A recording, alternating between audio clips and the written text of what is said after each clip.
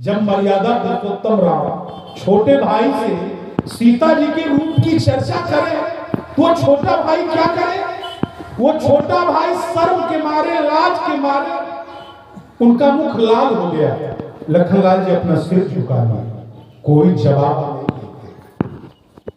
लखनलाल जी सोचते, वाह रघुवंश, आज रघुवंश के राम को यदि जानकी जी के प्रति आकर्षण हुआ तो ये मानना होगा शायद यही वो जगदम्बा है, यही वो आदि अनादि है जिसे देखकर ईश्वर अपने आकर्षण को छोड़ नहीं पा रहे। यही वो जगदम्बा है। और वो अपना सिर नहीं झुकाते, कोई जवाब नहीं देते। राम जितना बोल रहे हैं, लेकिन राम श्रोता के रूप में सुन रहे, लेकिन अपना कोई सलाह विचार लखनलाल जी नहीं दे रहे।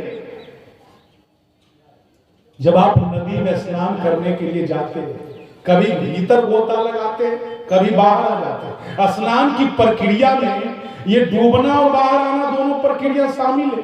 कभी आप किसी का मुखर होकर के बड़ाई कर दे और कभी उसकी शिकायत कर दे, ये सब एक प्रक्रिया है। कुछ विद्वानों ने गोस्वामी जी से कहा, जहां आप श्रृंगार रस की चर्चा कर रहे हैं, श्रृंगार रस का वर्णन कर रहे हैं, राम सीता के श्रृंगार रस का, वहां आप लक्ष्मण जी को क्यों बीच में ला देते? लक्ष्मण जी को क्यों उपस्थित कर देते?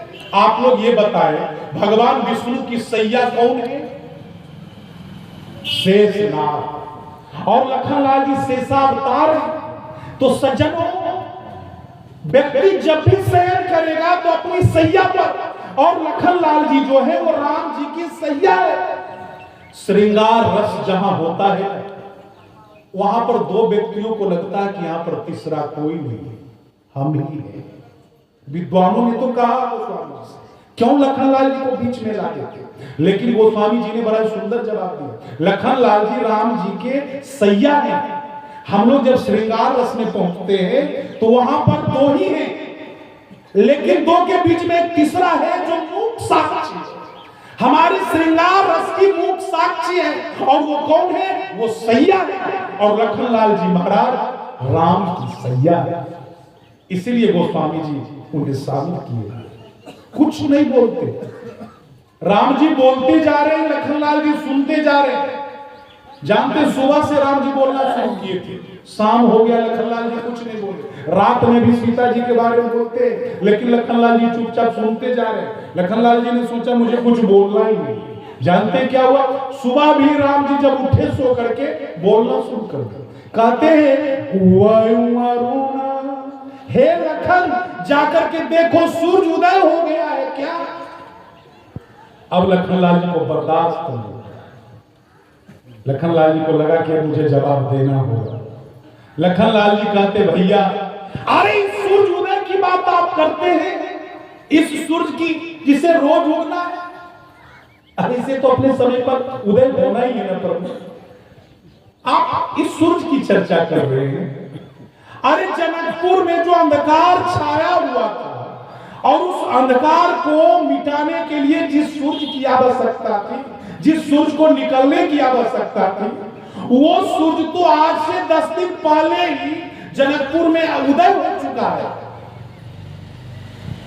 तो राम जी कहते, अच्छा तो वो सूरज कौन है? लखनलाल जी मुस्कुरा कर कहते, आप प्रभु। अरे धनुष रूपी जो अंधकार है जनकपुर में, जो ये यज्ञ हो रहा है, उस धनुष को आप ही तो तोड़ने वाले हैं ना। तो आप ही तो सूरज है। आप इस सूरज के बारे में पूछ रहे, ये सूरज उदय हो गया लखन? अरे आप अपने बारे में चर्चा करें, आप धनुष को तोड़ने वाले हो प्रभु। वो लखनलाल वो है जो राम जी के लिए अपजस लेना स्वीकार किया। लोग जब सवाल करते कि भरत बड़े या लखन बड़े, तो भरतलाल जी ने तो सीधे नंदीग्राम जाकर के उन्होंने राम राम करना स्वीकार किया। लेकिन लखनलाल जी वो साधक नहीं है। लखनलाल जी ने उनके लिए निंदा लेकर के अपना कार्य किया। उस जनकपुर में किसने लखनलाल जी को बुरा भला नहीं कहा? उसी जनकपुर में वो भी जामाता बने वाले राम जी के साथ, किसने बुरा भला नहीं कहा? जब परशुराम जी आए तो उन्होंने कहा, छोटा कुमार खोट बर भारी। छोटा कुमार बड़ा खोटा है। फिर परशुराम जी ने कहा, सहज टेढ़ा अनुहरयन तो ही, ये सहज ही टेढ़ा है। फिर जनकपुर वासियों ने कह दिया, छोट कुमार खोट बर भारी। जनक जी ने कहा, मस्त करहूं अनुचित भल नाई। ज्यादा बोलना ठीक बात नहीं। और अंत में राम जी को जरा देखे, राम जी ने क्या कह दिया। राम जी ने भी परशुराम जी से जब कुछ ज्यादा बोल गए लखनलाल जी, तो नयन तरे रे राम जी ने भी तिरछे नजर से लखन कर देखे। सबने उन्हें बुरा भला कहा, लेकिन वो लखनलाल जी क्या कहते हैं, महाराज आपके हर प्रश्न का मैं जवाब दूंगा, चलिए आप पुष्प वाटिका में। और अब सारा जवाब दे देंगे। राम जी को लेकर के लखनलाल जी कहां पहुंचे, पुष्प वाटिका। उन्हें देखकर मयूर नाचने लगा। आप मद्भागवत कथा में कृष्ण भगवान के सिर पर मयूर को सजते हुए देखते हैं, लेकिन रामायण में राम जी के सिर पर भी मयूर को सजाया गया है, मयूर पंख को सजाया गया है। उन्हें देखकर मयूर नाचने लगा। और सज्जनों, मयूर जब नाचने लगा ना, तो उसका जो पंख गिरा, मर्यादा की दृष्टि से मुकुट पहन करके पुष्प वाटिका में नहीं गए, तो उस मोर पंख को उठा करके लखनलाल जी ने राम जी को सजाना शुरू किया। और राम जी को अपने सारे प्रश्नों का जवाब मिल रहा है, तो राम जी को उन्होंने सजाना प्रारंभ किया। और जब राम जी सज गए, राम जी जब सज गए, तो उनके सामने उन्होंने दर्पण रख दिया। और राम जी जब अपने चेहरे को देखे, तो मानो लखनलाल जी ने कहा, हे भैया, आज मैं बैरागी वर्ग को, जो वर्ग बैरागी है संसार के लिए, मैं बैरागी वर्ग को आज संसार के लिए अनुरागी बना दिया।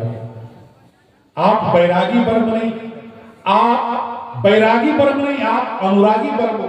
अरे जिस भाव से आपको जो देखना चाहता है, जिस भाव से जो आपको पूजना चाहता है, आप उसे उसी रूप में, आप उसके लिए उसी रूप में दर्शन। और आज मैं आपको ये साबित कर दिया, हे प्रभु, मैं लखन आपके लिए साबित कर दिया कि आप बैरागी वर्ग नहीं, आप जीवों के लिए अनुरागी वर्ग है। क्योंकि आपको देखकर मयूर नाचने लगा, और इस पंख से मैंने आज आपको सजा दिया। तो पूरे रामचरितमानस में जनकपुर वो ऐसा प्रसंग है जहां पर राम जी को सजाया गया मोर पंख से।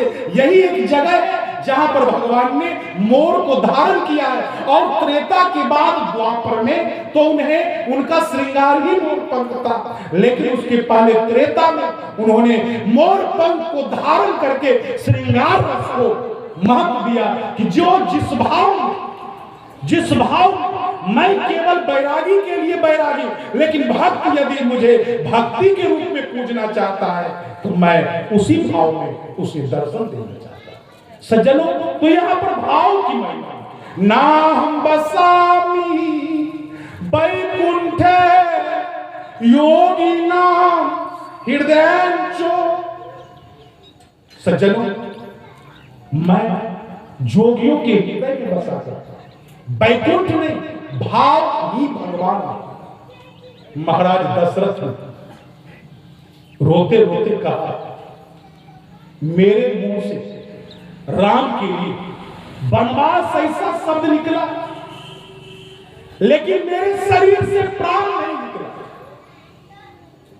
राव सुनाय दिन बनवासु, सुनी मन भायऊ न हरस हरासु, सो सुत बिछुरत गए न प्राण, को पापी बर मोहि समा। अरे मुंह से राम के लिए 14 वर्षों का वनवास ऐसा शब्द निकल गया, लेकिन मेरे शरीर से प्राण नहीं। भाव ही भगवान। सौतेली माफी कही। लेकिन संतों ने कहा पिता से तो ज्यादा उन्नत मां का होता ही है, लेकिन शास्त्रों में चर्चा है पिता से 10